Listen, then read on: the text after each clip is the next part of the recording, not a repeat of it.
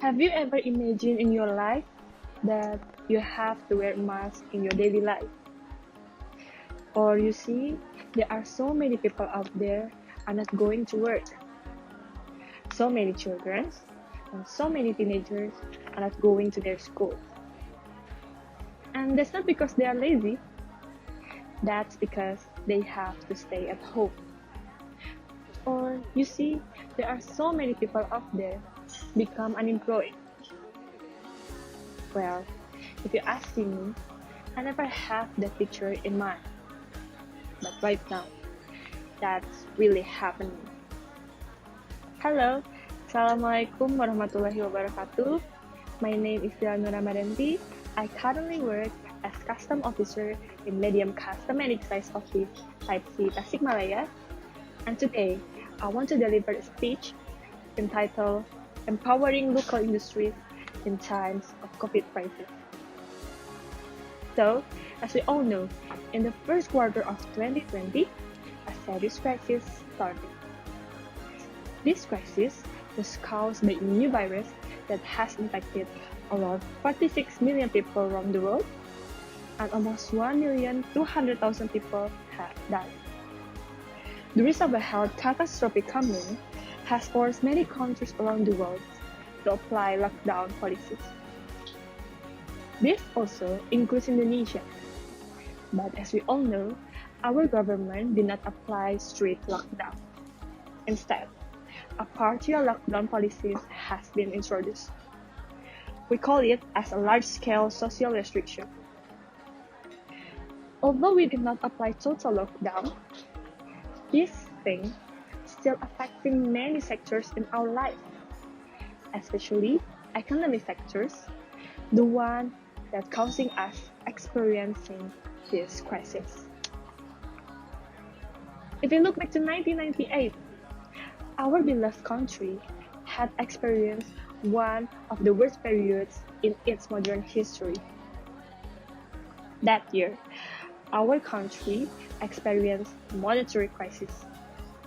And at the same time, our country suffered from political crisis. In result, Indonesia became one of the most affected countries by depressions. Our economical situations suffered from recession throughout 1998, and the rate of inflation became the highest in several years. During the crisis, lots of big companies collapsed due to being unable to buy imported raw materials. If we compare depressions between 1998 and 2020, we will able to see there are many differences, but both of them paralyzed world economies. The lockdown policies mentioned caused consequences that are similar to the recession in 1998, where economic growth contracted and many companies have to lay off their employees. Amid this situation, small and medium industries become backbone and buffer zone that could save Indonesia from an increasingly severe economic downturn. Why? Because when the economic crisis affects so many economic sectors, these small and medium industries are able to survive. They become the biggest contributors of foreign exchange because they still were able to run their business during the crisis. Most of these small and medium industries use local resources to run their business, started from employees, capital, raw materials, and even equipment. On the other hand side, these small and medium industries had in general no dependency on taking loans from banks. They had their own capital or funds to run their business.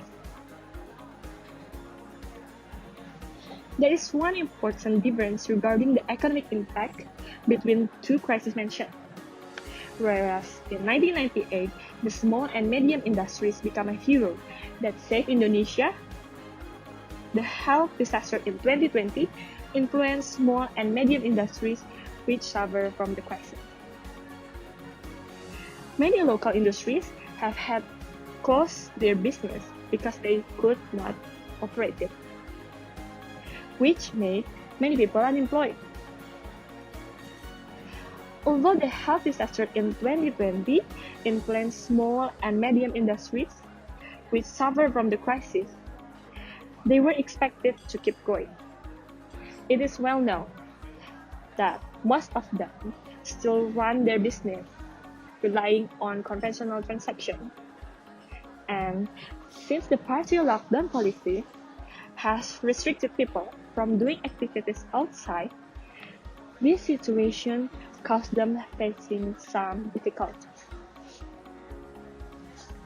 As millennial generations, this is the time for us to show our gratitude for those economic heroes. We can help saving small and medium industries so that they recover and rise from adversity. Since we belong to the millennial generation, and by that we are used to operating modern technologies in our daily life, we can really contribute our creative and knowledge to build a digital platform and help solving the marketing problems which have made small and medium industries struggle to recover. For instance, we can build online market, and we can also become a bridge between small and medium industries and their customer by organizing webinars where this business sector can promote and sell their products. The big question may come to our minds, or some of us may be skeptical regarding this idea that recovering the sector is a big task, or it is government who has taken the responsibility. Well, to answer that question and skeptical mindset, I would like to say that we can really contribute lots of little actions to that purpose. The simple thing that we can do is starting to value and using our local brands. For instance, let us start buying groceries from small shops or traditional markets from net. We can also help promoting some of our favorite local products using our social media.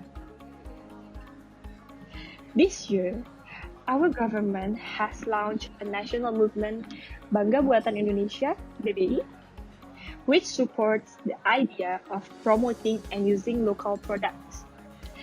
Its purpose is encouraging the use of products from small and medium industries in local communities, so that this business sector will be able to survive during this pandemic. Let me also notice that valuing the domestic products clearly means that we are proud of our country. This is a real manifestation of our nationalism. So, I want you to start act right now, even the small one, because your small action can make a difference. And when it multiplied by a million of people, we can change our world. Remember, this crisis is not all about one person, or one family, or one group. This crisis is all about us. We're struggling this crisis together. And remember, this too shall pass. Thank you.